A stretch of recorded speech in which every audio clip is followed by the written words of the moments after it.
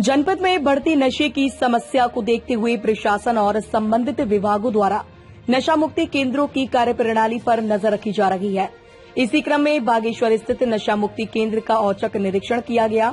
निरीक्षण के दौरान केंद्र में उपलब्ध व्यवस्थाओं, उपचार सेवाओं और औषधियों के रखरखाव की गहन जांच की गई। औषधि निरीक्षक पूजा रानी ने बताया कि निरीक्षण का उद्देश्य केंद्र की कार्यप्रणाली का आकलन करना और यह सुनिश्चित करना था कि नशे की लत से जूझ रहे लोगों को गुणवत्तापूर्ण उपचार और उचित परामर्श मिल रहा है। निरीक्षण के दौरान उन्होंने केंद्र में मौजूद स्टाफ से भी बातचीत कर व्यवस्थाओं की जानकारी ली। इस दौरान केंद्र में रखी औषधियों के भंडारण, क्रय बिलों तथा औषधि रजिस्टर में दर्ज प्रविष्टियों का भी विस्तार से परीक्षण किया गया।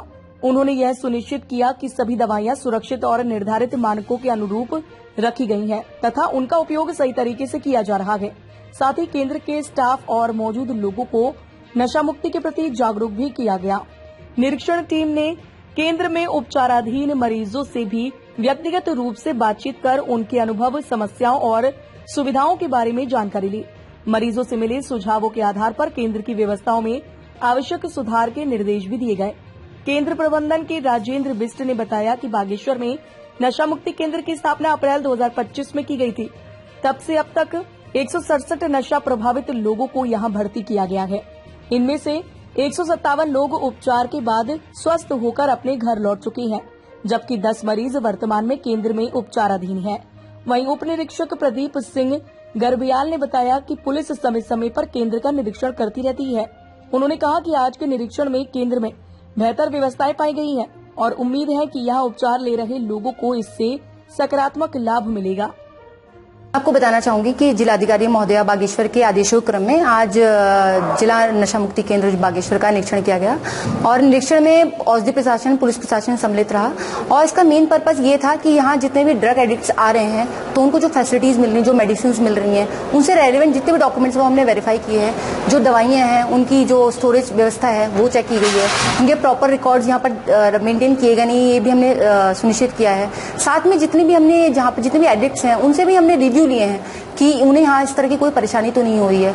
यहाँ पर जो मेनली जो जितने भी एडिक्ट्स आए हैं वो मेनली अल्कोहल यूज करने वाले हैं या कैनबिस का यूज करने वाले हैं। तो उनसे पूछा गया है कि उन्हें इस तरह की यहाँ पर क्या क्या व्यवस्थाएं जो उन्हें सही लग रही हैं और कौन कौन सी चीजें हैं जो उन्हें ठीक नहीं लग रही हैं जिसमें हम इम्प्रूवमेंट कराएं।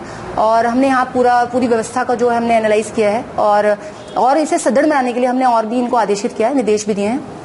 तो यही हमारे तो एक यहाँ पे गश्त भी रहती है और हमारी चेकिंग भी रहती है, क्योंकि जिला स्तर पे जिला नशा मुक्ति केंद्र है। तो यहाँ पे जितने एडिक्ट है, जितने वो जिन्होंने जो केवल एल्कोहलिक और स्मैक और ये चरस वाले हैं, तो देखा आज हम अब मैडम के साथ आए थे यहाँ पे, संयुक्त चेकिंग हुई है प्रशासन और हमारी तरफ से। तो काफ़ी लोग मतलब जो जितने एडिक्ट हैं काफ़ी सही लग रहे हैं इनको। इनसे हमने जानकारी भी की है, खाने के संबंध में, रहने के संबंध में और जो यहाँ पे स्टाफ है उनके संबंध में, तो पूरा सहयोग है।